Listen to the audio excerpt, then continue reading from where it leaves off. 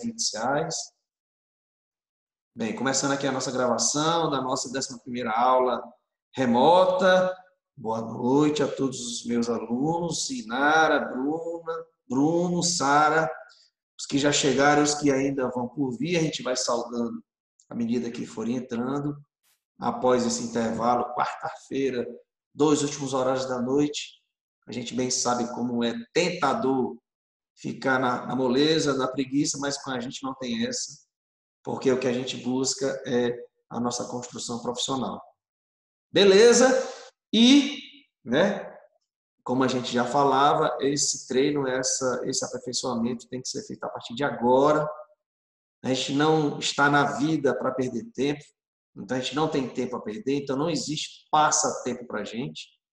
As horas de lazer são horas proveitosas para a vida da gente, então tudo que a gente faz é em benefício, nosso ou dos outros. Sendo dos outros, a gente se beneficia também dessa troca. Mas enquanto formação profissional, a gente vai, desde o primeiro período, construindo, passo a passo, todos esses caminhos que nos levam à atuação profissional. Essa maratona de construção de vídeos em cima de casos fictícios, que nos facilita a imaginação, a análise, para que a gente seja capaz de analisar caso prático.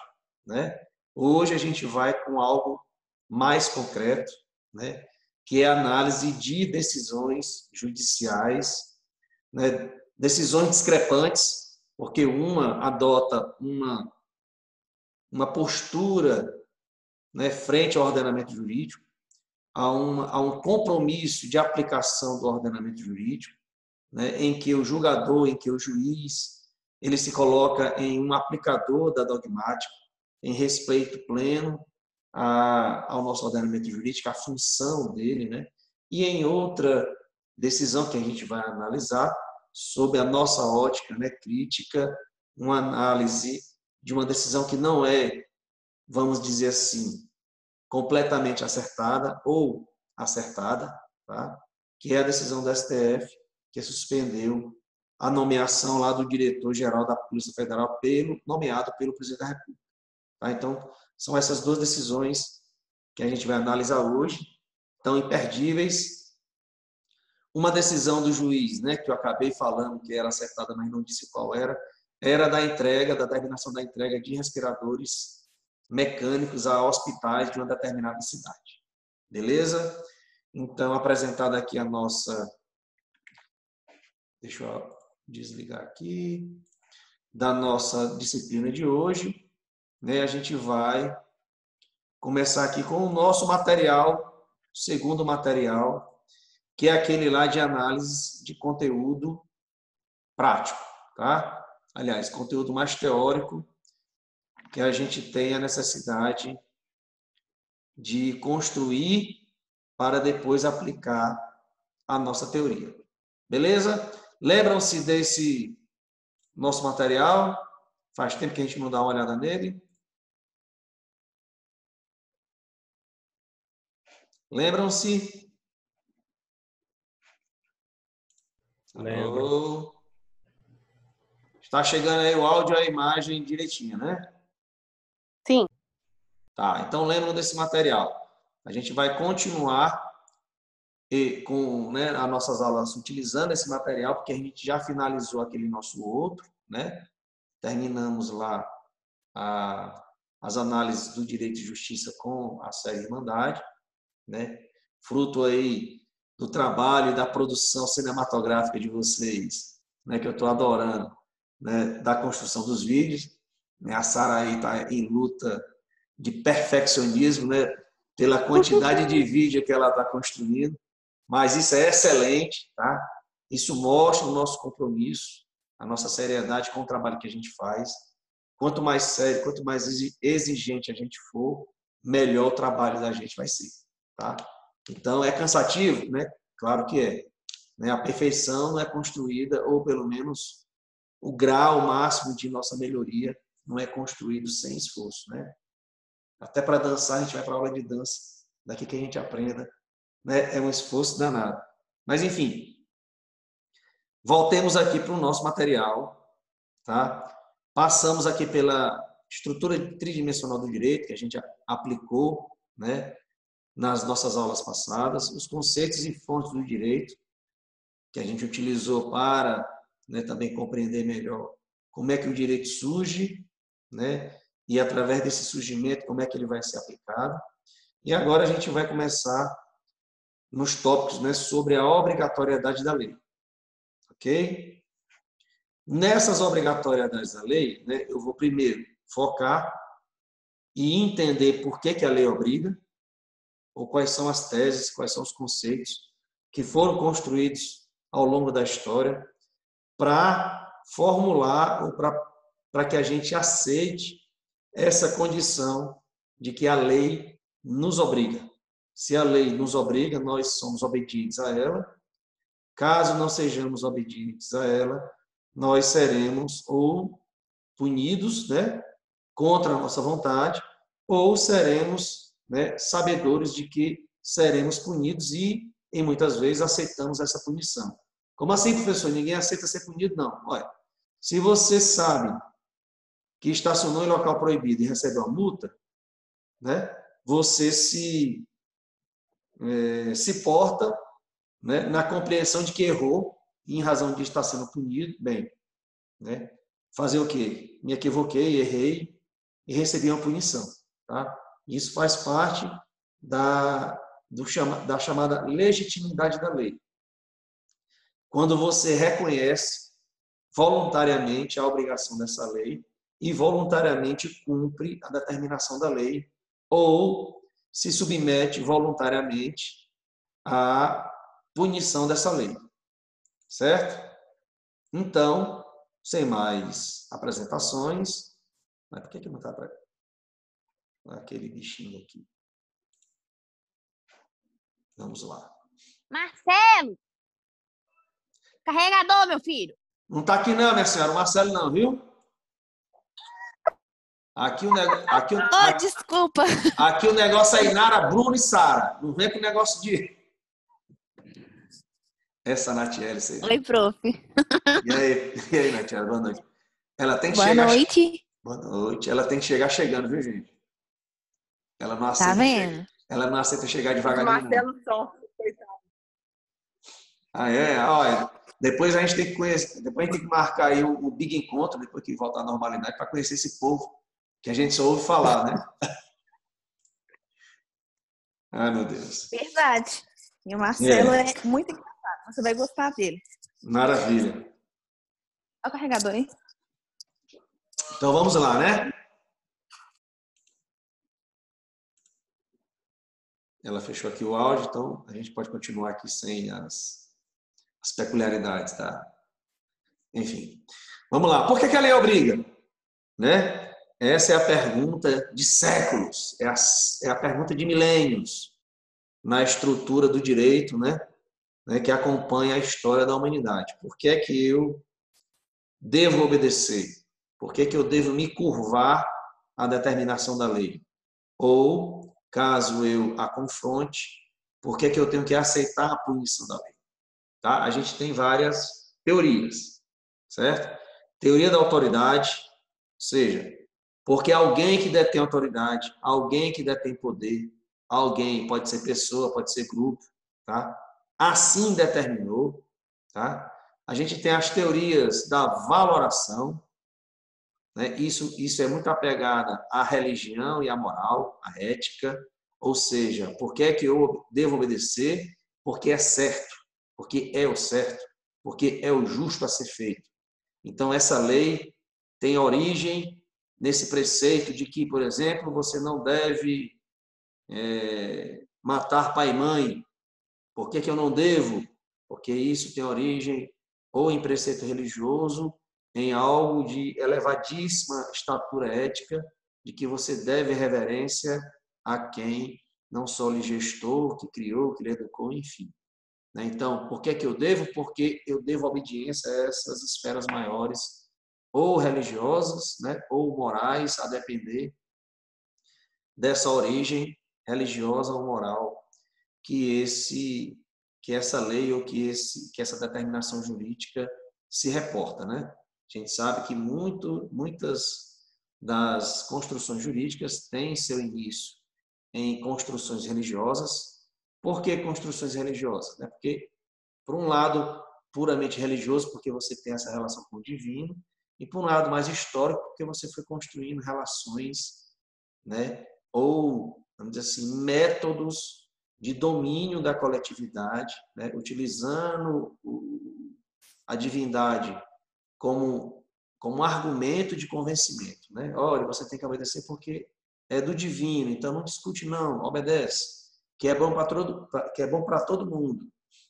E, né, aquelas grandes construções dos valores da humanidade, né, que durante séculos e milênios foram construídos, né? Lembra daquela questão do que é justo, né? Do que é nobre a ser feito, né? Do que é grandioso para o ser humano, do que é digno de sua conduta. Então, são os grandes valores que foram definidos ao longo dos séculos e que a gente viu nas aulas passadas, que essa determinação dos valores, dos grandes valores que o direito vai se cercar ou que vai buscar para fundamento dele, como coluna de um prédio, a gente sabe que quem constrói isso hoje é o parlamento. Quem define isso hoje é o parlamento, naquele momento de discussão do que é que deve ser definido como importante no Estado, no nosso país. Importante nesse sentido é de valor, de valoroso. Quais são os valores, quais são as questões importantes que devem ser protegidas ou que devem ser efetivadas ou aplicadas, tá? Antigamente, durante toda essa construção, foram passando fundamentos religiosos, fundamentos morais, fundamentos éticos, né? Morais e éticos que tem na filosofia a sua base. Foram muitas correntes, inclusive muitas correntes religiosas, que foram se alternando para tentar estabilizar, né? Definir essa série de valores que fazem essas colunas de sustentação de todo o nosso ordenamento jurídico. Certo? Então, vamos lá, passando de uma por uma. O que seria a teoria da autoridade, teorias da valoração, tá?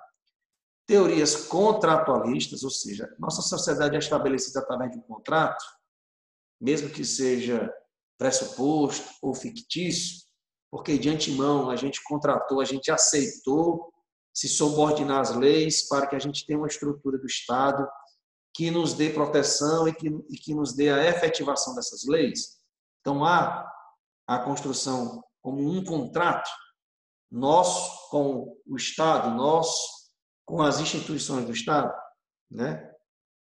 A gente vai ter as teorias neocontratualistas, ou seja, não basta só você pressupor, né, imaginar que originariamente, lá atrás, a gente concordou em deixar de usar nossas próprias forças, que a gente chama nossas próprias razões, abriu mão disso e entregou essa força para o Estado, para que o Estado não apenas defina quais são as leis, e a gente participa diretamente disso, lembra aí da democracia, da soberania popular, mas não é só isso não.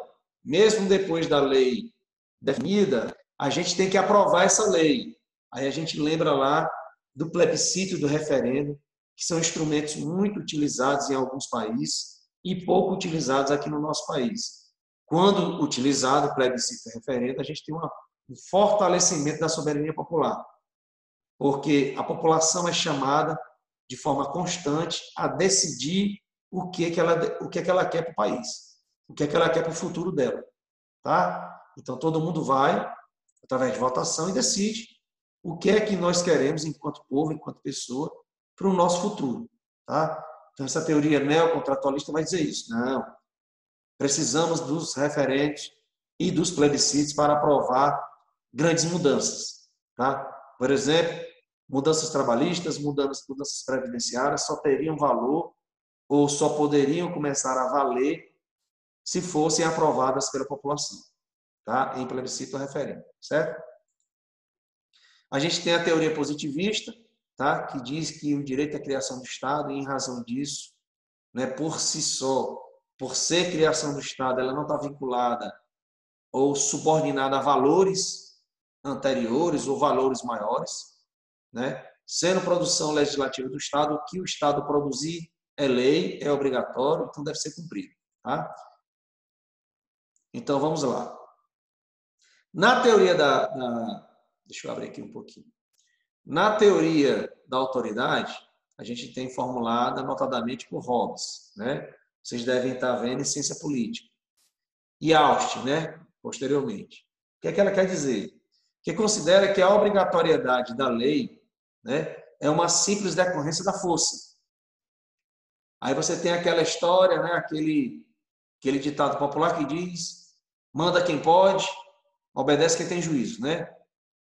Essa construção é baseada em estados que utilizam a força como determinante para impor a obediência a toda a população, certo? Caso não obedeçam, vai ter pancada ou vai ter prisão, certo? Ou vai ter multa, expropriação de propriedade, tá? Outro autor aqui critica a tal opinião, lembrando que acima da norma jurídica e do poder que a impôs, ou seja, do poder do parlamento, do poder do executivo, do judiciário, do poder do Estado, há uma força que torna possível a existência da norma, e que é a vontade popular, né? Ou seja, essa teoria da autoridade ela é construída lá no século XVI, XVII. Aliás, ela vem durante esse século sendo construída e tem no autor Hobbes o seu grande símbolo de aperfeiçoamento dessa teoria, tá? Então ela vem sendo construída a partir dos séculos, sobretudo, né, 1200, com as revoluções inglesas, que, né, de forma contínua vai impondo limitações ao rei, mas de sobremodo tem nessa justificativa de que a força, né, é que faz a autoridade da lei, certo? Então, para que a lei valha, para que a lei obrigue, ela precisa que alguém ou uma instância que detém essa força, esse poder, mas é poder baseado na força, na imposição, tá? Tem que depender desse aparato de força ou de poder. Aí não importa se seja democrático, se seja ditatorial, o importa é que o detentor ou o criador da lei detém esse poder, certo? Para que você possa construir a lei, você tem que ter esse poder para fazer impor a obrigação de cumprimento da lei, mesmo que seja pela força. Ok? Contrapondo-se a essa teoria da autoridade, você tem a soberania popular. Não. O parlamentar não tem poder. O parlamentar tem poder de representação. Tá? Então, ele representa o povo. Porque quem tem o poder é o povo. Né? É por isso que tem lá na nossa Constituição todo poder emana do povo. Já na abertura, primeiro artigo, né? Todo poder emana do povo. Todo o poder.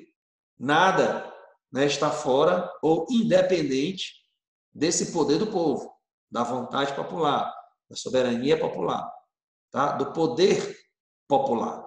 Então, poder é do povo, da soberania popular. Por isso é a democracia. Todas as instituições que são fundadas, criadas e instituídas, são instituídas, né, recebendo esse poder do povo, para em nome do povo e pelo povo, para o povo, né? A gente tem várias construções pelo povo, né? Estou fazendo isso em nome do povo, por ele, para ele, né? E em razão dele. Ou seja, o parlamentar ele tem poder porque assim quis a vontade popular, né? O povo, vamos resumir povo. O povo escolheu, então ele tem o poder de representar né? Ele tem o poder de representar o povo. Então, o poder dele é de representação. Tá? E todas as instituições do Estado estão vinculadas dessa forma. O servidor público, né, se compromete perante a coisa pública, perante o Estado, a cumprir as normas criadas pelo parlamentar, que, por sua vez, cria a norma sob a autorização do povo. Até aí, tudo bem? Sim. Tudo bem aí? A Natiele saiu, entrou e saiu. Sara, tudo beleza aí? Sálvio. Inara, para dizer que tá beleza, faz assim, um joinha, tá? Para que a gente possa saber se está todo mundo acompanhando, beleza. Ok. Porque assim, gente, essa construção teórica embaralha, tá? Às vezes confunde. Por isso que eu estou perguntando assim de passo a passo.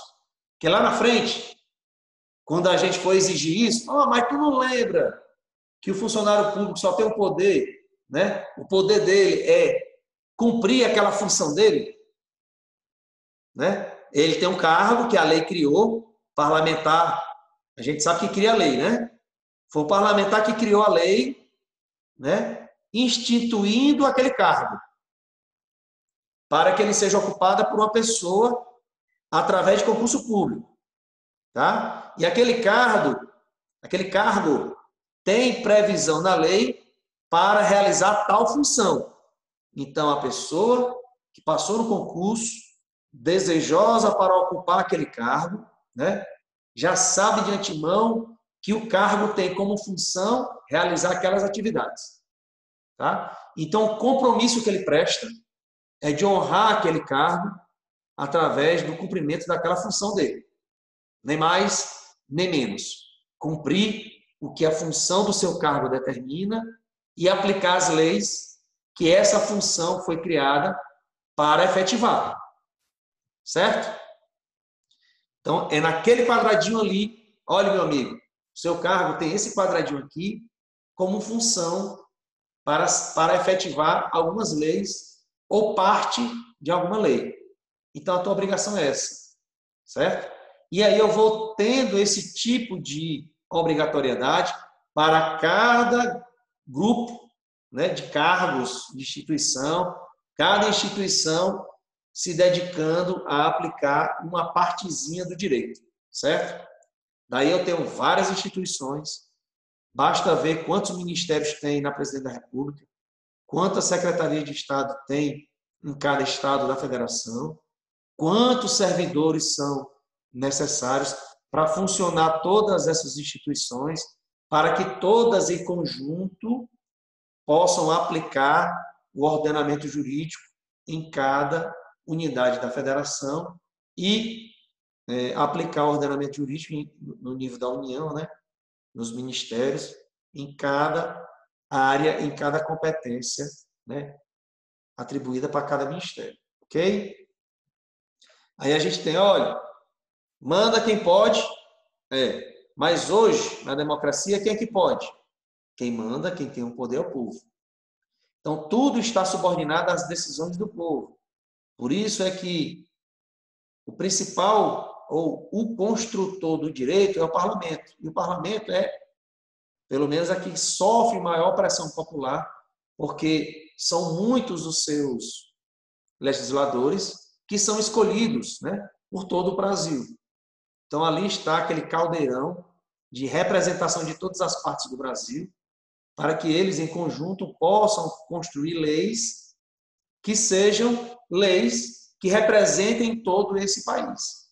Ou, pelo menos, as leis que foram possíveis serem criadas para espelhar ou para dar satisfação aqui ao que a população exigia. Certo? Continuemos. Temos a teoria da valoração, tá?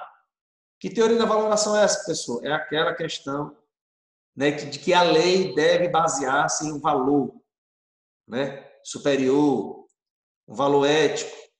Se a lei não se agarrar a esse valor e não buscar aplicar esse valor, é uma lei ilegítima, tá? Que não deve ser aplicada porque afronta esse valor. Qual é a denominação que a gente pode utilizar para esse valor, professor? A gente pode utilizar de dignidade humana, vamos dizer assim. Os valores, todos os valores que juntos, né, fazem um bloco que a gente pode chamar de dignidade da pessoa humana. Certo? Ou seja, os valores que juntos tentam organizar uma estrutura que dignifique ao máximo o ser humano. Então, a gente pode chamar de dignidade humana, que é esse valor que congrega muitos valores, né? Basta a gente pegar lá o nosso artigo 5º, que começa lá com aqueles direitos mais fundamentais, né? Vida, propriedade, liberdade, segurança. Então, ele vai elencando quais valores são esses que juntos, né, vão se somar para construir uma dignidade máxima do ser humano.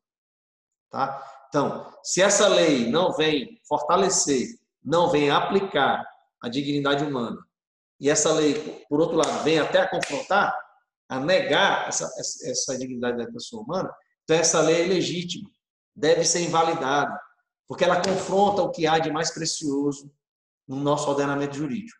Tá? Então, a gente lembra, na construção da lei, o parlamento vai perguntar, primeiro, qual é o valor que a gente está discutindo assim, aqui para ser protegido. O valor é esse. Ótimo. Então, vamos construir uma lei para proteger esse valor, para efetivar esse valor. Né? É claro e óbvio e evidente que eu não posso construir uma lei que vai atacar esse valor. Porque a razão de ser da lei, a razão de ser é efetivar ou proteger esse valor ou algum valor. Tá? Então, por isso é que há essa relação desse conteúdo ético ou do conteúdo moral, né, que é definido hoje pelo parlamento. Então, não é o juiz que define o que é justo, não é o presidente que define o que é justo. Tá? O presidente pode até influenciar o parlamento, dizer, não, isso aí não é injusto, então não votem, não construa a lei desse jeito, porque eu também represento o povo. Eles me escolheram. Eu sou o mandatário mais votado da nação. Então, eu também represento o povo. Então, estou tentando influenciá-los para que vocês construam uma lei melhor. Mas aí o parlamento vai discutir e vai definir, né, como essa lei realmente vai ser construída. Mas a lei sempre buscando proteger e efetivar da melhor forma possível aquele valor. Ok? Até aí tudo bem? Por mim, sim. É como se fosse uma retomada de conceitos que a gente já viu, né? Ok, vamos lá. Teoria da valoração. E as teorias contratualistas, né? A teoria, né, que diz que a norma jurídica é obrigatória se e enquanto os que devem obedecê-la concorrem para a sua formação. Certo? Qual é a consequência disso, professor? Olha, em uma ditadura, em um governo de força, ditatorial, tirânico, enfim, mas hoje muito mais utilizado como ditadura, porque há um ditador, aquele que dita qual é a norma que vai valer e acabou-se. Não quero ouvir ninguém, não quero saber o que ninguém acha, porque eu tenho a força, eu tenho canhão, eu tenho arma, então eu passo por cima, mato e prendo quem discordar da minha vontade, né? Então, isso é a ditadura que se contrapõe totalmente a essa teoria contratualista. Porque a teoria contratualista diz assim, não, nós estabelecemos um contrato com a população. Nós, que eu digo assim, esse Estado violento, esse Estado autoritário que era antigamente. Passamos dessa fase autoritária, dessa fase violenta do Estado, e para harmonizar as relações sociais, construímos uma abertura para que a população tome conta do que é público, tome conta da coisa pública, porque a coisa pública é uma riqueza construída pelos esforços da população. Então, se é uma coisa pública porque é originária ou tem como consequência os esforços, né, as riquezas construídas pela população, então é a população que manda nisso tudo. Tá? Não a população no sentido de aquele grupo mandou, então eu tenho que obedecer. Aquele outro grupo mandou, aí eu vou obedecer também. Não é essa, vamos dizer assim, confusão ou alternância sem critério de vontades. Não é isso. É um resultado de uma expressão da população, e aí a gente tem a expressão da população como uma população como um todo. Claro que a gente tem questões que são decididas a nível nacional, a nível estadual e a nível municipal. Se forem questões né, que dizem respeito à vida das populações naquela cidade ou de determinada cidade, é essa população da cidade que deve decidir. Se é uma lei voltada para os serviços ou para a melhoria da vida da população daquele município específico, é essa população que deve se manifestar para decidir, certo? A mesma forma no Estado, a mesma forma na União, a nível nacional, ok?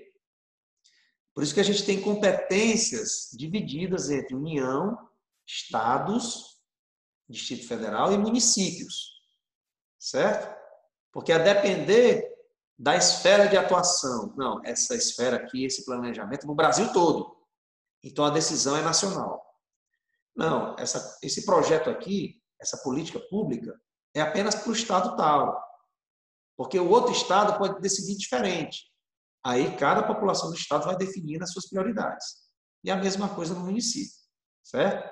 Só que quando estabelece essa troca, você de antemão já aceita que qualquer lei construída, ela só tem autoridade, ou ela só obriga, ou ela só impõe respeito, obediência, né? Portanto, ela só é legítima se foi a própria população que concorreu para escolhê-la. Como assim, professor, concorreu? Ó, nós escolhemos os nossos representantes. Tá? Como a nossa democracia, na sua maior parte, é indireta, tá? Por quê? Porque são os parlamentares que constroem e escolhem as leis no nosso nome.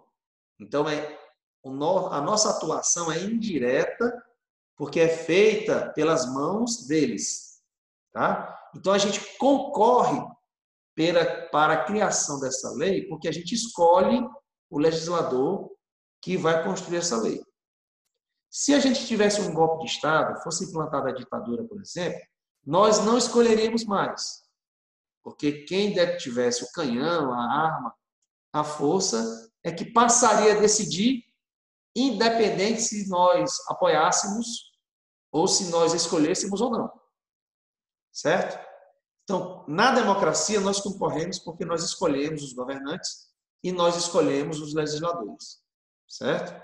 Para a criação e execução da lei. Tá? Então, a gente concorre. Qualquer lei, dentro dessa tese, dentro dessa teoria contratualista, né, que coloca a democracia como fundamental, né, qualquer outro regime que não seja democrático é ilegítimo.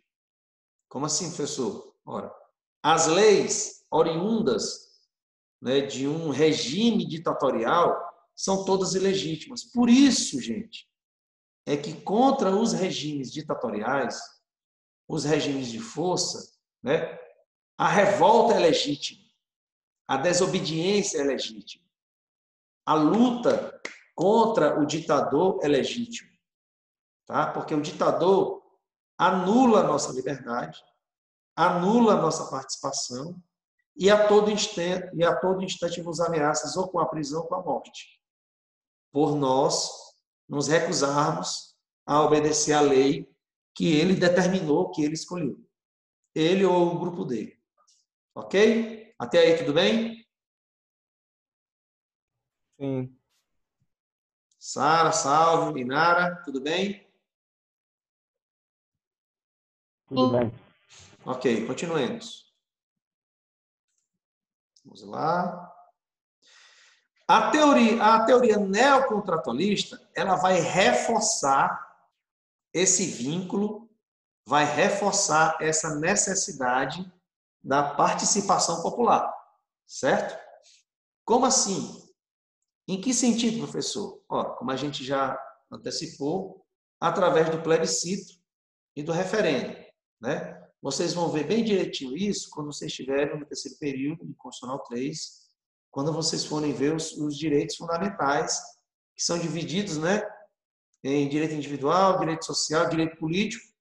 Quando vocês forem chegar em direito político, vocês vão compreender bem a necessidade do pleno exercício dos direitos políticos pela população, porque são através desses direitos políticos que nós efetivamos esse nosso controle, essa nossa escolha, essa nossa participação na vida pública. E não é só na vida pública, né? É dando autoridade ao parlamentar, dando autoridade ao prefeito, governador e presidente, para que exerça as suas funções em nosso nome, já que nós temos uma democracia, um regime democrático, né, que se efetiva de forma indireta. Só que há mecanismos de participação direta da população. Os mecanismos são plebiscito e referendo. Tá? Há uma figura norte-americana chamada de recall. Recall é como se fosse uma revisão desse mandato, tá? Mandato com T, do presidente e do governador. Ou seja, você quer que o presidente continue na presidência? Vote sim. Se não quer, diga não e ele sai. Diferente do nosso impeachment, tá? Nosso impeachment é só quando o presidente comete um crime, certo? E aí ele é julgado pelo Senado, pelo Congresso, né, sob a presidência, no nosso caso, do presidente do Supremo Tribunal Federal. Ou seja, o presidente do Supremo Tribunal Federal vai só organizar os trabalhos, enquanto os parlamentares efetivam o julgamento da pessoa. Certo? Da pessoa, no caso, do presidente. Então, como assim, professor? Como é que isso é feito? A teoria contratualista diz que não basta só você eleger a pessoa, não. Não basta só você eleger o parlamentar ou o governador. Não basta só eleger. Você tem que participar diretamente. Como assim, professor? Olha, lembra da reforma da Previdência, da reforma trabalhista? São reformas que atingem direitos muito importantes. Tá? Para essa teoria, para que essas mudanças, essas reformas na Previdência e nas leis trabalhistas pudessem começar a valer, elas precisariam do aval, do referendo da população. E uns dizem até assim, não, meu amigo, isso só não basta. Porque eu não vou ser chamado só para provar o bolo, para dizer se o bolo está bom, se o bolo está saboroso. Eu tenho que ser chamado para dizer se eu quero que esse bolo seja feito. Para, depois de feito, eu ainda quero ser chamado para poder dizer se esse bolo foi bem feito. Tá? Em uma figura construída, me veio aí o bolo, né? Mas pode ser uma feijoada, por exemplo, né? Como assim, professor? Bem, nessa nossa reunião de volta aí da quarentena, a gente pode abrir um plebiscito, ou seja, dizer, gente, plebiscito, né? Antes, gente, o que vamos fazer? Beleza. Vamos fazer um encontro. Ótimo. Segundo item, onde? Vamos fazer um encontro em tal lugar. Ótimo. Terceiro item, o que é que vamos beber? Vamos beber isso. Ótimo. O que é que vamos comer? Vamos comer isso. Ótimo. Decidimos antecipadamente o que iríamos fazer e qual a forma que iríamos fazer. Beleza. Plebiscitozão feito antes para determinar para o presidente, determinar para o parlamentar o que ele deve fazer. Ó, você tem que fazer isso aqui. Dentre as opções, eu escolhi isso, isso e isso. Então faça. Joia. O cara vai fazer, né? Eita, o que eu vou fazer aqui? A população aprovou, então eu vou fazer aqui a mudança da Previdência. Vou fazer aqui a mudança das leis trabalhistas. Mudei. Está aqui o pacote. O parlamento vota, tá? Para essa lei que foi autorizada pelo plebiscito, né? Passe a valer, antes eu chamo o povo para aprovar o trabalho que eu fiz. Tá? No exemplo lá do nosso encontro, eu depois faço um referendo para lhe perguntar, você pode até ser aquela folhinha, marcando X, né? Você aprovou o encontro? Sim ou não? Né? Você aprovou o local? Você aprovou a bebida? Você aprovou a comida? Você vai dizendo sim ou não. Se você diz não, então você, né, cancela, ou que você chegou na festa, você viu tudo, você vai aprovar para ela acontecer, ou você vai negar para ela nem começar a funcionar. Certo? Chegamos todos na festa, no local combinado, e aí a gente vai verificar e vai dizer se a festa pode acontecer ou não. Nesse caso aqui, jurídico, do referendo, o Congresso, junto com o presidente, né, elaborou a reforma da Previdência, elaborou a reforma trabalhista, e antes dessas reformas passarem a valer, eu sou chamado, no referendo, para aprovar esse pacote. Bem, aprovei a reforma da Previdência, aprovei a reforma trabalhista. Se eu aprovo, então essas reformas, essas leis, né, mudança constitucional, essas leis, podem começar a valer e, em razão disso, obrigar todo mundo. Até aí, tudo bem?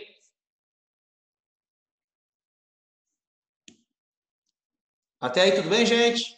Tudo bem. Sim, tudo bem. Tudo. Compreendido mesmo? Sim, tudo perfeito. Explica aí, então, Luciele, tô brincando. Tá dando pra entender, prof? Ó, eu vou explicar. Quando A é que o teoria plebiscito na- acontece? Não, eu quero explicar o que eu sei. Uai. Pois não, senhora. Agora eu já também não sei mais nada, agora eu já esqueci tudo. Não, a gente só sabe quando a gente é pressionado. Sabe É, mesmo? agora eu não sei. Aí a pessoa, hã? Tem certeza? Ixi, já não tenho mais, Então a gente tem que sair com certeza sabendo disso, tá? Então vamos aqui. Ó, vamos em caso concreto, tá? Deixa eu ver aqui. Vamos em caso concreto. Né? Boa. Deixa eu fechar aqui. Plebiscito, consulta feita ao povo antes da criação de uma lei ou ato administrativo. Exemplo, professor, em 1993, os brasileiros foram às urnas para escolher o sistema de governo. As opções eram monarquia, república parlamentarista e presidencialismo, né? Presidencialismo, no caso, depois do plebiscito, foi a vencedora.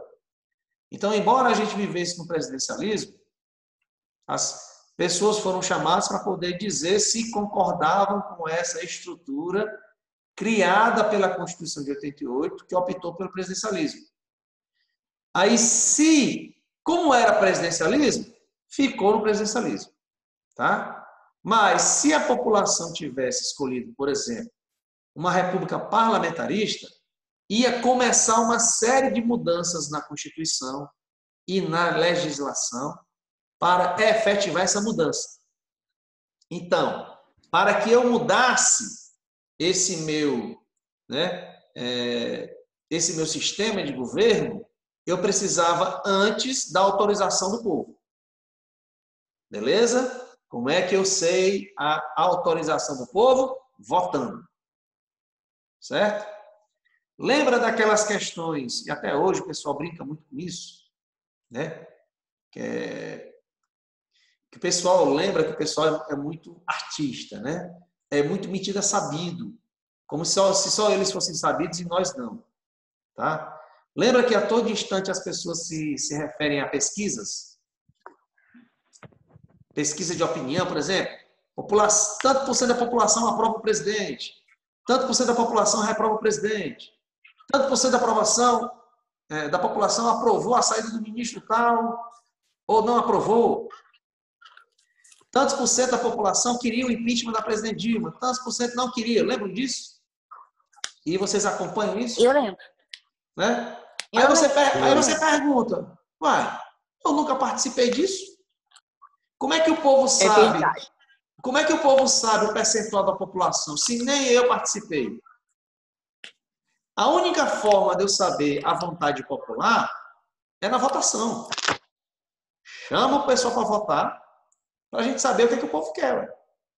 Se para ter impeachment eu preciso do aval popular, ok, faz uma chamada da população para a população decidir se quer que o presidente fique ou não.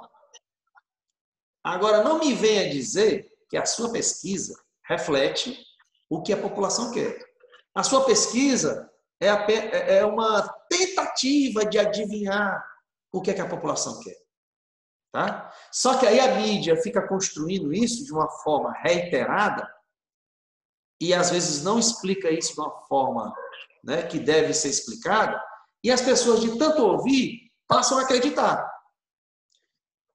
Uma coisa é você dizer assim, as pesquisas que buscam saber a opinião da população aponta que dentro de 1.000 pessoas, né, 700 delas disseram que queriam. Só que essas pessoas estão em tal local da cidade, ou em tantas cidades, ou em tantos estados. Né? A gente acha que essa população que a gente ouviu representa o Brasil todo. Só que como é muita coisa para explicar, perde tempo no noticiário. Né? Então, o que é que o pessoal faz? Segundo a pesquisa do Instituto Tal, 50% da população reprova o presidente. Aí você depois explica que essa população ouvida foi no número de 1.500 pessoas, distribuídas em tantas partes do país, tantas cidades, enfim. Aí você agora pronto. Quer dizer, de 1.500 pessoas, 10.000 pessoas falando o que acham, representa o Brasil todo. É negativo. Quem representa o Brasil todo é a população brasileira toda. E para que você saiba o que é que a população brasileira toda quer, você tem que chamar para votar. Não tem outra forma. Tá? Tem, repito, né, essas pesquisas que tentam adivinhar através de cálculos de probabilidade provável, né, o que a população está sentindo nesse momento, ou qual é a opinião, ou qual seria a opinião dela caso ela fosse chamada. Certo? Ok? Ok, certo. Então agora explique. Ok. Que se eu for fazer uma pesquisa de 1.000 pessoas... Não venha querer repetir o que eu disse, não. Me diga o que é plebiscito e referendo. Porque o quê? O que é plebiscito e referendo. Me diga o que é plebiscito. Que aí eu chamo a Sara para dizer o que é referendo. Ai, deixa quieto, gente. Não, você provocou a Natiele.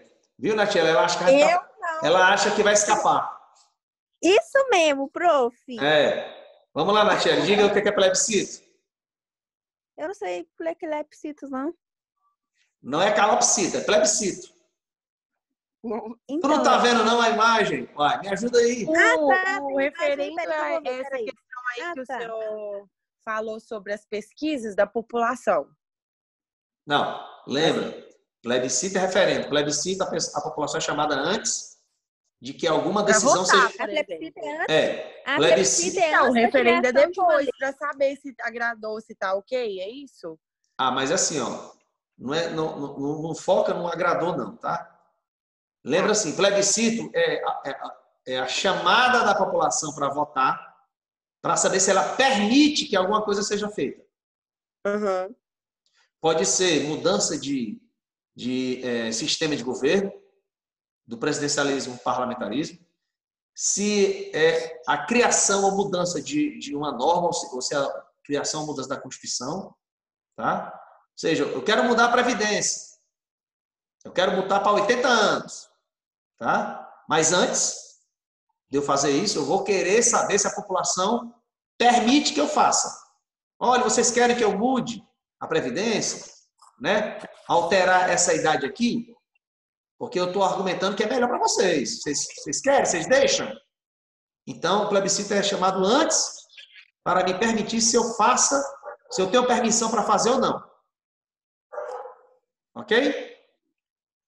Ok. O referendo é chamar novamente essa população para saber se ela aprova o que eu fiz. Percebe que a junção do plebiscito e o referendo, você cerca o parlamentar e o presidente de todos os lados.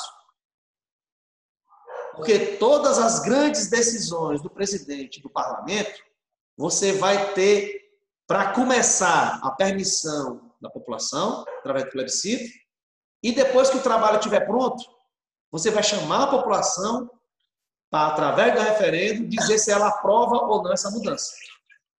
Porque lembra que uma coisa é eu lhe permitir mudar a Previdência. Aí você vai mudar a Previdência do seu jeito. Tá? Ou do jeito que os parlamentares e o governo, né, conseguiu mudar. Outra coisa é saber se você concorda com o que nós mudamos. Ok? Ok. Então, o referendo seria a consulta feita ao povo depois da criação de uma lei ou do ato administrativo. Certo? Como a gente tem aqui na nossa figurinha. Tá? Vamos lá, voltando. Passamos pelo plebiscito, né? E agora referendo. Né? Exemplo, aconteceu em 2005, quando os brasileiros decidiram pela não proibição do comércio de armas de fogo e munição no país. Tá? Com aqueles controles, lógico, né? Mas não proibiu. Certo? Aí você pensa, professor, concordo até que a gente seja chamado para decidir, né, sobre a mudança de um sistema de governo. É fundamental. Ó. Eu quero que seja presidente, eu não quero que seja primeiro-ministro, eu não quero que seja parlamentar, então só muda com a minha aprovação. Ok. Aí, isso em 93. Tá? 12 anos depois, o povo foi chamado para saber se queria venda de arma ou proibição total, ou proibição mediana. Constrói a arma e apenas determinadas pessoas podem possuir essa arma.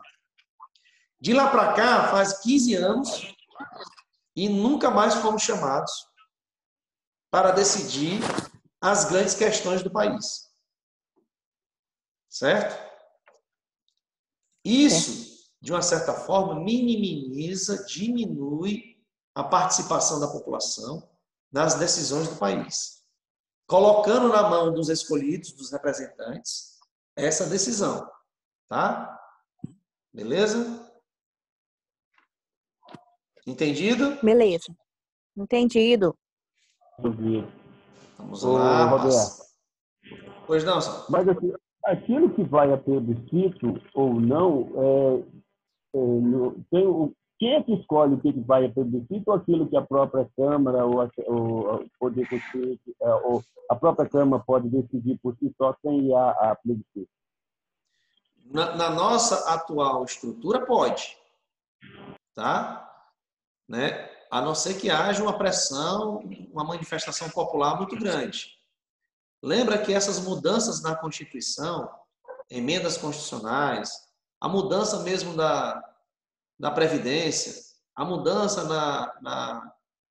nas leis trabalhistas, que afeta todo mundo, né? Ninguém perguntou se a população queria ou se a população aprovou. Foi sendo construída na mídia aquela noção de que era preciso, é preciso, é preciso. Aí a galera, para substituir, né? Sabidamente, achando que todo mundo, nós somos tolos, né? E a gente não é sabido, só eles são. Aí colocam pesquisas para ver se a gente fica convencido, tanto por cento da população aprova a reforma da Previdência, tanto por cento da população quer reforma na lei trabalhista. Aí o pessoal muda, tentando utilizar essas pesquisas para convencer a opinião pública, para todo mundo não reclamar, ou se reclamar, reclamar quietinho, naquela de, são eles mesmos que resolvem, então eu aceito, não tem outro jeito, né?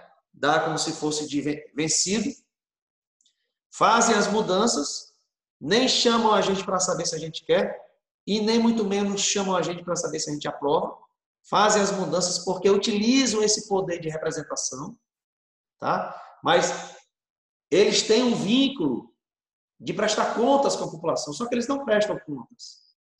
Eles se utilizam desse poder de representação e passam a fazer o que querem, tentando, na época da eleição, continuar no cargo, se reelegendo, né? Se não conseguirem, são substituídos.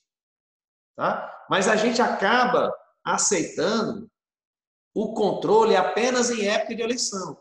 Olha, eu acredito cegamente nele, totalmente nele. Olá. Então, olá?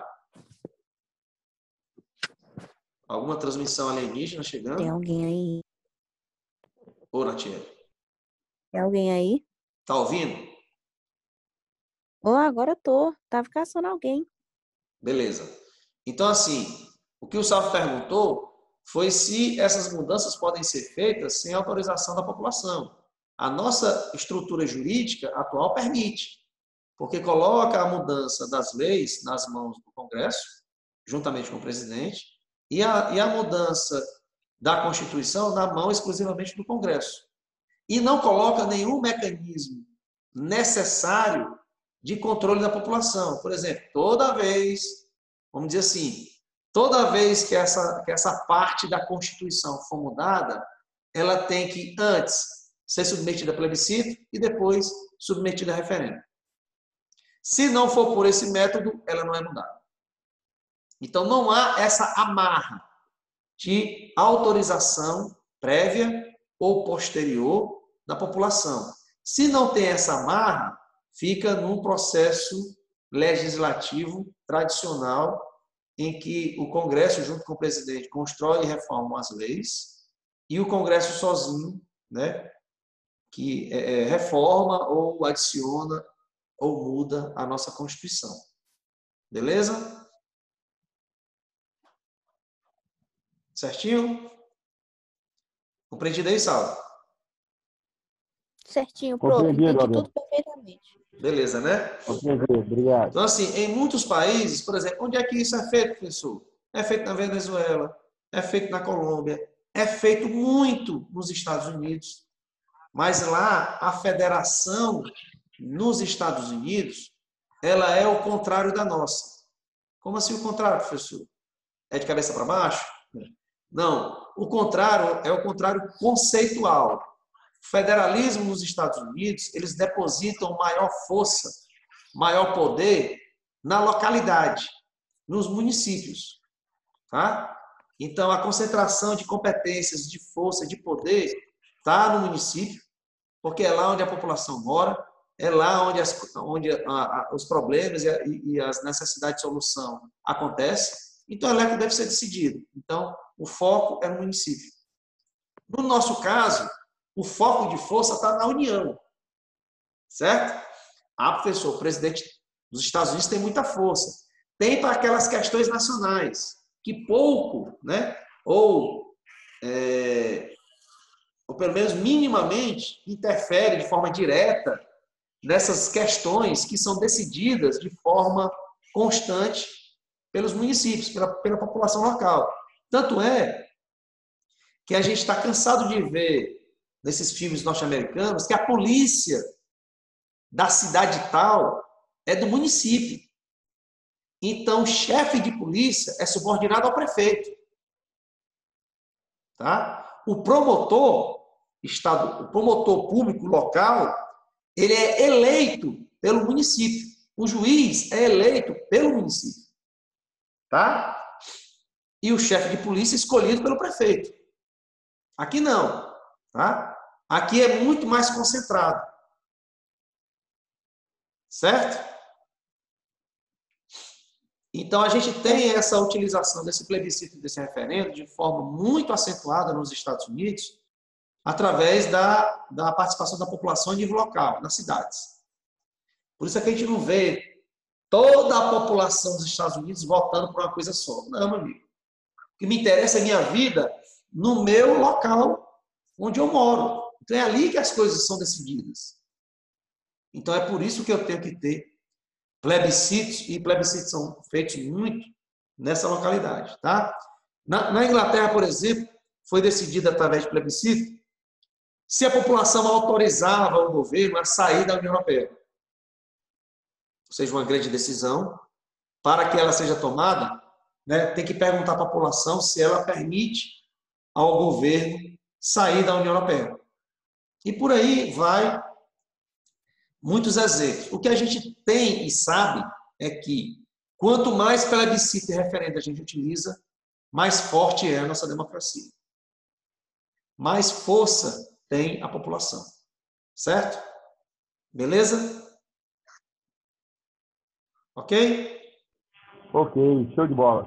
Tá. A teoria positivista, gente, né, que sustenta na palavra de Wang, né, que é a norma jurídica deve ser considerado como o último elo de uma corrente, cujos elos precedentes constituem a ordem jurídica já existente em uma certa comunidade. Ou, em outras palavras, a teoria positiva diz que basta a lei ser criada pelo Estado, mas é Estado democrático, é uma lei democrática. Basta ela ser criada pelo Estado que ela já tem legitimidade. Não precisaria aqueles vínculos aos valores, né, aos conceitos, né, de éticos, né, de dignidade da pessoa humana. Basta ter a vinculação de ser criada pelo Estado, que já é lei, né? A crítica muito grande a ser feita nessa teoria é que leis cruéis ou leis injustas podem ser criadas assim, sem serem contestadas. Exemplo, as leis lá do nazismo, em que o parlamento votava, segregava parte da população, retirava direito de outra parte da população e estava valendo.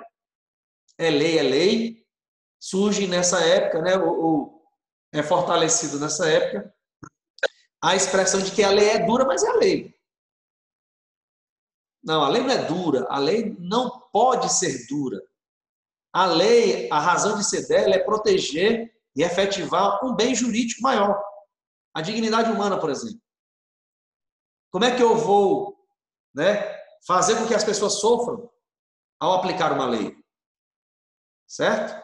A lei, ao ser aplicada, tem que garantir ao máximo a dignidade das pessoas. O respeito mútuo às pessoas. Tá? A liberdade, a propriedade de todo mundo. Beleza?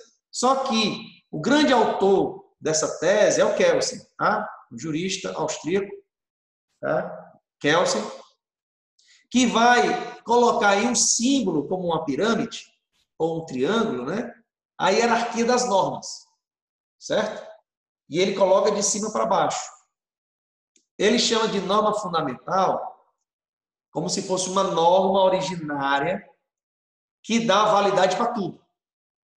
Porque você pode perguntar assim, ó, como se fosse uma corrente, né? Uma partezinha grudada na outra. Você diz assim, chega no fórum, a portaria determina tal coisa. Aí você pergunta, qual é a validade da portaria? Olha, resolução da portaria, aí você vai lá debaixo da base da pirâmide, onde tem maior quantidade, né? Olha, você vai... a portaria foi feita para efetivar o decreto. Tá, e esse decreto, ele tem fundamento em quê? O decreto foi construído para efetivar a lei. Tá? Aí você pergunta, né? Agora pronto, e essa lei, ou essa lei ordinária, ou essa lei complementar, ela vem baseada em quê? Ela vem baseada na Constituição. Tá? Aí você pergunta por último, e a Constituição agora? Ela tem validade, ela tem fundamento baseado em quê? A gente poderia perguntar qual é a fundamentação, qual é a base de validade da Constituição de 88, né? Aí a gente recorre à teoria democrática que diz que todo poder emana do povo. O povo reuniu-se e decidiu que o Congresso deveria ser eleito especificamente para construir a Constituição. Né? Daí chamar de Assembleia, um Congresso, né? Assembleia Constituinte, ou seja, a Assembleia que vai constituir um novo ordenamento jurídico, que vai produzir uma nova Constituição. Certo? Então, essas são denominações que vocês vão se acostumar a elas, mas eu não poderia te colocar para que você já tivesse conhecimento que quando vocês forem ver lá na frente... Vocês já viram a pirâmide de Kelsen? Já, professor. Já está por dentro aí dessa história. Então, não me venha com novidade não, que está tudo aqui antecipadamente conhecido. Beleza? Em Constituição também a gente viu. Na Constituição viram também, né? Já. Ótimo, então facilita bastante. Tá, então aqui é a aproximação. Só que aqui eu queria colocar uma outra provocação para vocês, né? E se no lugar da pirâmide tivesse uma esfera, como seria a hierarquia normativa em uma esfera? Tá? A esfera é essa, aliás, a pirâmide é essa. em que lá em cima, no topo, como se fosse superior, né? Fosse a norma fundamental, depois a Constituição, né? As emendas, mas aqui a gente pode até criticar, porque a emenda é a mesma coisa de Constituição. Você tem os tratados, enfim. E aí, você tem uma construção da nossa Constituição. Se você entrar no Planalto lá, tá? Você vai ter ato das disposições constitucionais transitórias. Depois você vai ter decretos decorrentes do disposto no parágrafo 3º do artigo 5º, tá? Como se fossem complementos da nossa Constituição. Certo? Professor, que história é essa de atos decorrentes do disposto no parágrafo 3º do artigo 5º? Olha, para a gente saber, a gente tem que ir lá no artigo 5º e verificar esse tal do parágrafo 3º, tá? Então vamos lá. O que é que diz o parágrafo 3º no artigo 5º? Os tratados e convenções internacionais sobre direitos humanos que forem aprovados em cada casa do Congresso Nacional, ou seja, na Câmara dos Deputados e no Senado, em 2 turnos, por 3/5 dos votos dos respectivos membros, serão equivalentes às emendas constitucionais. Certo? Então, lembra que todo o processo de toda a emenda constitucional, ele tem que ser votado 2 vezes em cada casa, ou seja, a mesma emenda constitucional tem que ser votada 2 vezes na Câmara dos Deputados e 2 vezes no Senado Federal. Tá? E tem que ter a quantidade de 3/5 dos votos de todo mundo lá dentro. Você pega a quantidade total e multiplica pela fração de 3/5. Aí você recebe o número, então ela vai ser aprovada se tiver aquele número para cima. Certo? Então, só que a emenda constitucional a gente sabe, né, que muda ou que acrescenta a Constituição, como essas aqui, né? Do próprio parágrafo 3º que diz que foi incluído pela emenda constitucional 45. Então, as emendas constitucionais, elas vêm para mudar a Constituição ou para acrescentar itens na Constituição. Certo? Só que se for um tratado internacional, como é que a gente faz, professor? Vamos dizer que o presidente da República, por ser chefe de Estado, ele vai à comunidade internacional e assume um compromisso com essa organização, com essa comunidade internacional, e diz que aquele tratado vai ser aplicado no Brasil. Ele assume o compromisso, porque ele é chefe do Estado. Então, internacionalmente, quem representa o Brasil é o presidente. Porque no sistema presidencialista, né, o presidente, o chefe de governo, né, é o mesmo chefe de Estado. Então, ele é o chefe de Estado, é ele que representa o Brasil em qualquer relação internacional. Né? Ele, até juntamente com o ministro dele, né, que o acompanhe para assessorar. Aí ele se compromete a cumprir aquele tratado e diz que, olha, a partir de hoje não, né? Vamos realizar um procedimento para esse tratado ser aplicado no Brasil, para eu garantir para qualquer gente no planeta, qualquer pessoa no planeta saiba que ele vai ter esses direitos do tratado respeitados aqui no Brasil. Aí favorece o turismo, né? A população vem para cá, porque sabe que aqui os direitos dela vão ser garantidos. Só que para começar a valer aqui dentro, esse tratado que o presidente se comprometeu precisa ser aprovado pelo Congresso. Certo? Até aí tudo bem? Sim, tudo bem. Sim. Tudo bem. Tudo bem, né? O presidente se compromete, assina lá o compromisso na reunião com os demais países, com os demais chefes de Estado, né? Como ele assinou, ele traz esse documento, né? E encaminha para a aprovação do Congresso, né? Afirmando nesse documento que assumiu o compromisso internacional para aplicar essas leis, esses direitos aqui no Brasil. Só que para essa legislação internacional passar a valer aqui dentro, o Congresso tem que concordar. Tem que votar, como se fosse uma lei, né? Vota, aprova, passa a valer.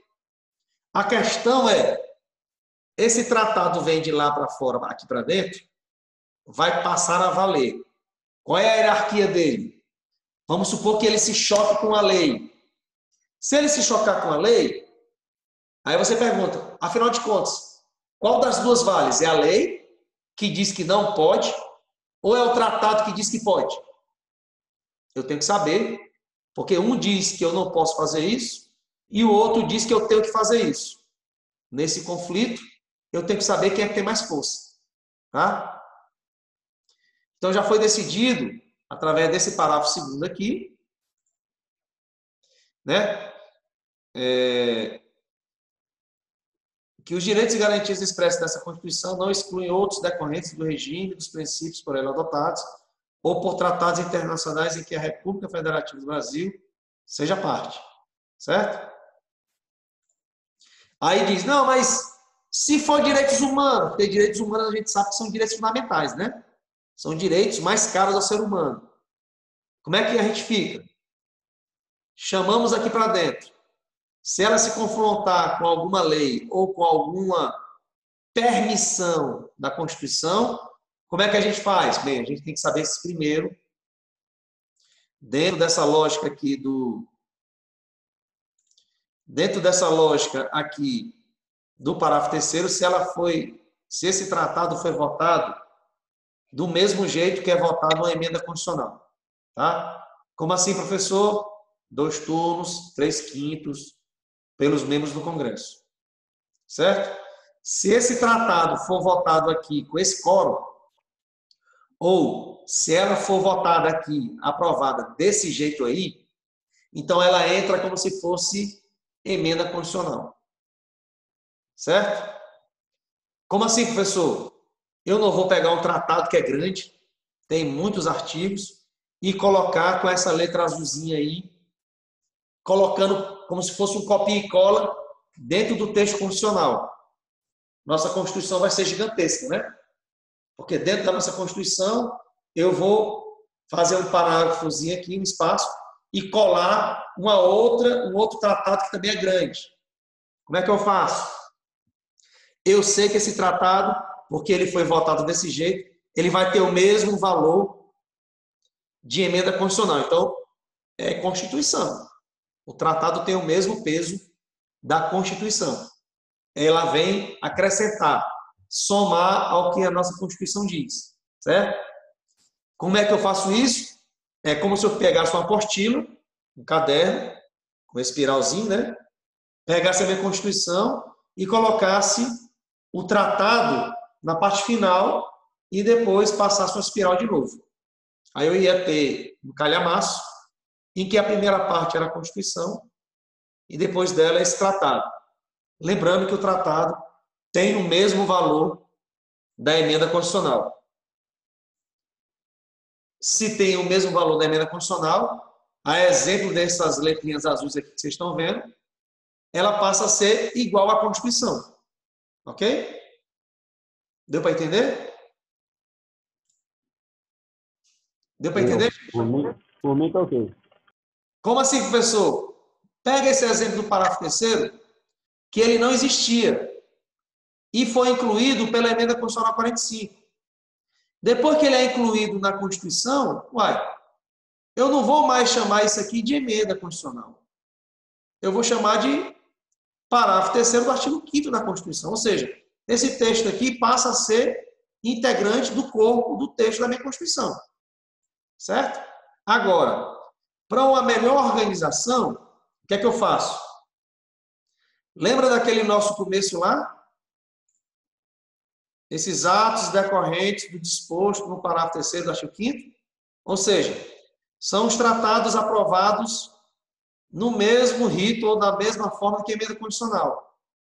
Quais são, professor, os exemplos que a gente tem desses tratados que foram aprovados como o rito, como se fosse a emenda constitucional? Bem, a gente tem lá atrás, né, em 25 de agosto de 2009, certo? A Convenção Internacional sobre os Direitos da Pessoa com Deficiência. Tá?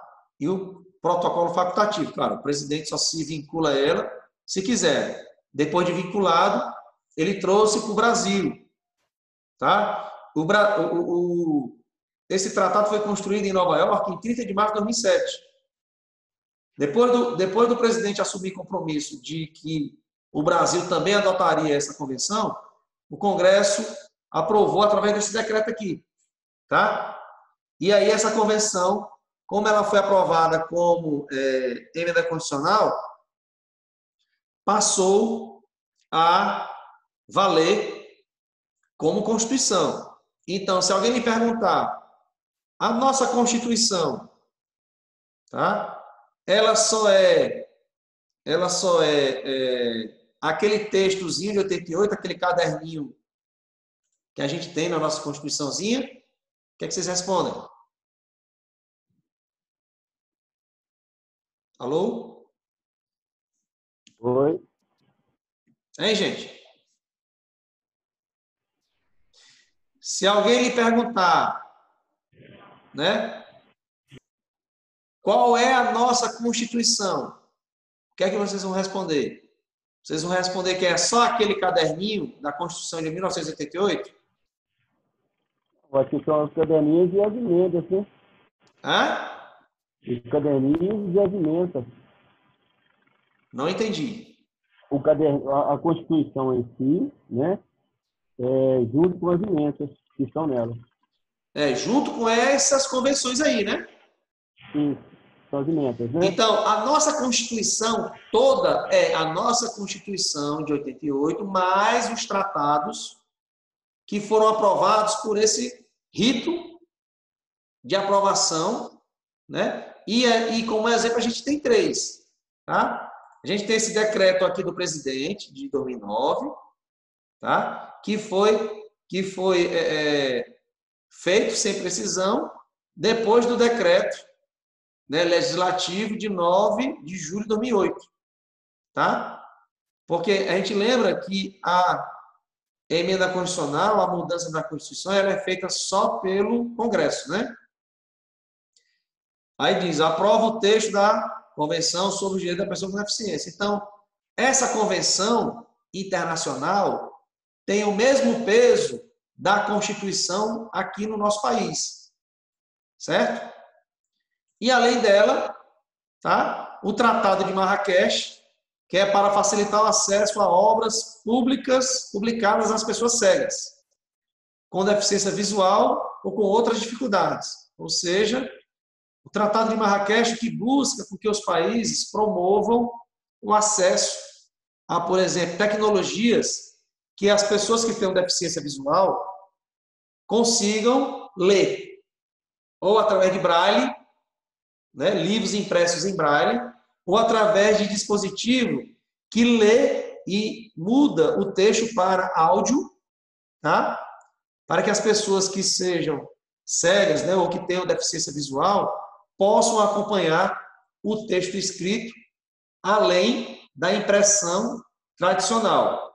Pode ser a impressão pelo braille, ou pode ser a transformação daquele livro escrito em audiobook. Ok? Certinho, gente? Certinho. Então, a figura seria, bem, o nosso núcleo, se fosse uma esfera, seriam os direitos fundamentais, né? Seriam os tratados, né? E o texto da nossa Constituição, os demais tratados, as leis e os decretos. Ok? É mais para poder simbolizar, gente, que o nosso direito é como se fosse uma esfera cujo núcleo, o centro dele, fosse aquilo que é mais importante na nossa Constituição, ou na nossa Constituição e nesses tratados. Certo? Então, o que há de mais valoroso, de mais central no nosso ordenamento jurídico é a nossa Constituição. E se a gente perguntar quais são as partes da nossa Constituição que são mais fundamentais ainda, aí você vai recuando para os direitos, né, fundamentais que estão lá nos títulos iniciais da nossa Constituição. Ok? Ok? Ok. Ok. Né? Deixa eu passar aqui, rapidão. A gente tem 2 decisões para analisar. Eu vou só iniciar para que a gente possa concluir amanhã, tá? Que decisões são essas, professor? Deixa eu sair do modo apresentação aqui. E buscar a lei propriamente dita. A gente tem a lei, aliás, a decisão, tá? A gente tem a decisão do Supremo. Vocês estão vendo aqui a decisão? Eu tô vendo. Direitinho, né? A decisão que suspendeu, tá, o ato de nomeação do diretor-geral da Polícia Federal. Tá? Quando a gente vai analisar a aplicação do nosso ordenamento refletido nessa decisão, a gente sente um estranhamento. Você pensa, ora bolas, não é o presidente que tem a competência de nomear o ministro da Justiça e os subalternos dele? No caso, o diretor da Polícia Federal? É ele que tem, essa competência. Aí como é que vem o Supremo e diz que o presidente não Estou pode... em aula ainda. O presidente não pode nomear esse delegado para ser diretor-geral da PF. Se é o presidente que tem essa competência. Aí você pergunta, quer dizer que é o Supremo que diz quem o presidente pode ou não nomear? Certo? Essa é uma indagação que a gente vai analisar de forma mais apropriada amanhã. Beleza? E a outra decisão, deixa eu puxar aqui, é a decisão da Justiça Federal. Cadê? Deixa eu localizar. É a decisão da Justiça Federal sobre a obrigação de uma empresa entregar, deixa eu pegar aqui do começo, de entregar respiradores mecânicos, né, a uma determinada cidade, a um determinado estado. Tá? No caso aqui, é uma decisão recente, né, cuja ação foi movida pelo Ministério Público Federal e pelo Ministério Público do Estado do Ceará, lá na Justiça Federal, né, baseada no Ceará. E a gente sabe que a Justiça Federal é da União e ela tem, né, representantes em cada estado. Então, ela não é, a gente não pode chamar a Justiça Federal do Ceará, porque ela não é do Ceará, ela é da União. A gente fala assim, a Justiça Federal no Ceará. A mesma coisa para o Ministério Público Federal, porque ele é da União, que é federal, e ele está no Ceará, do mesmo jeito que ele está em Minas Gerais. A mesma coisa com a Polícia Federal. A Polícia Federal no Ceará, em Minas Gerais, porque ela tem sedes aqui. Porque ela é uma polícia da União. É o Ministério Público da União, né? No caso federal, e Judiciário Federal, no caso, a Justiça Federal. Tá? Então, essa ação foi movida pelo Ministério Público Federal e Ministério Público do Estado do Ceará, através de uma ação civil pública, que é uma ação constitucional, vocês vão ver lá na frente. Eles pediram que o juiz analisasse com urgência, tá? Contra a União Federal, para que a empresa tal entregasse, cumprisse o contrato e entregasse os equipamentos que ela importou. Então, ela tem contrato com o Estado e o município de Fortaleza, o Estado do Ceará e o município de Fortaleza, do mesmo jeito que tem contratos, né, no município de Belo Horizonte, municípios estados e o Estado de Minas Gerais, com empresas que importam material, né? Eu contrato essa empresa, a empresa compra no exterior, recebe o material e me entrega, conforme o contrato. Só que aí essa empresa recebeu um ofício do Ministério da Saúde, portanto, da União, né? Ministério da Saúde, dizendo que o equipamento era do Ministério da Saúde, para o Ministério da Saúde decidir onde é que ele iria distribuir esses respiradores. Aí o Estado, não, eu que comprei. É contrato meu, isso é previsível já. Então ele tem que ficar aqui no Ceará. Eu não posso comprar e esse material ir para outro canto. Ok? Para superar esse dilema, fica com o Estado ou fica com a União, eles entraram com ação na Justiça Federal, tá? Para que essa decisão fosse analisada. Aí o que eu quero mostrar para vocês é como é que a decisão judicial é construída, certo? Primeiro, o juiz vai resumir o que o Ministério Público Federal e o que o Ministério Público do Estado alegaram, tá? Ele vai logo partir assim. Ele fala, o autor, quem é o autor? O Ministério Público Federal e o Ministério Público do Estado.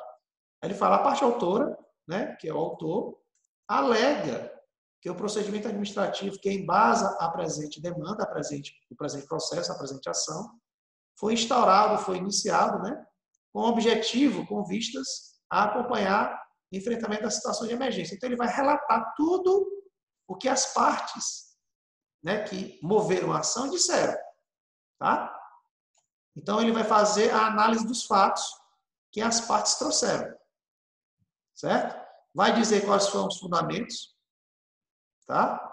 Elaborados para dizer que eles têm direito para isso. E aí ele segue toda a construção dessa decisão pautada nisso. Ele vai citar, na integralidade, inclusive, uma decisão de outro juiz federal. Certo? Então, a título de exemplo, ele coloca aqui uma decisão de um desembargador, tá? Ele copia e cola a decisão toda, para dizer que, olha, há outras decisões nesse mesmo sentido. Que outras decisões? Esse aqui, por exemplo, aí ele cola todo. Tá? Certo?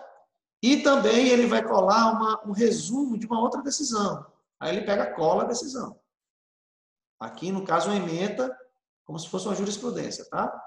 Que é um resumo de uma decisão completa. No lugar de ele colocar uma outra decisão completa, ele coloca o resumo dela, que é chamado de ementa. Tá? A ementa. Certo? É como se fosse um resumo, né, de uma decisão. E aí ele vai fundamentando a parte dele. Certo? Vai fundamentando toda. Ok? E depois ele decide.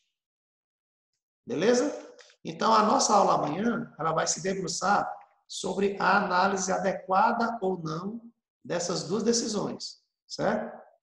Quais decisões? Né? A decisão que entrega esses ventiladores mecânicos, né? E a decisão, deixa eu pegar aqui, cadê a danada? E a decisão do mandato de segurança lá do ministro Alexandre de Moraes, né? Que suspendeu o ato de nomeação do presidente da República, né? Para colocar no cargo o fulano de tal, né? No cargo do diretor-geral da Polícia Federal. Beleza? Aí a gente vai analisar aqueles conceitos que a gente viu de aplicação do direito baseada nessas teorias. Certo? Por que o competente é o presidente? Por que ele tem esse poder de nomeação? É a Constituição que diz? O Supremo pode passar por cima desse poder de nomeação do presidente? É isso que a gente vai analisar. Beleza? Ok? Ok. Certinho aí? Certinho. Então, nosso compromisso amanhã é para analisar direitinho essas duas decisões e vocês não ficarem, né, só ouvindo o que o pessoal está falando, comentando, para que vocês tenham essa compreensão e possam manifestar para quem quer que seja, né, a análise de vocês sobre dizendo se o ministro Alexandre de Moraes acertou, julgou bem, aplicou bem o direito em suspender a nomeação do presidente da República, ou ele errou, ele não aplicou bem o ordenamento. Tá? A mesma coisa lá com o juiz federal. Beleza? Beleza. Então, obrigado aí pela participação, pela presença. Até amanhã, uma boa noite aí para vocês. Tudo de bom. Boa noite, tchau. Tchau, tchau.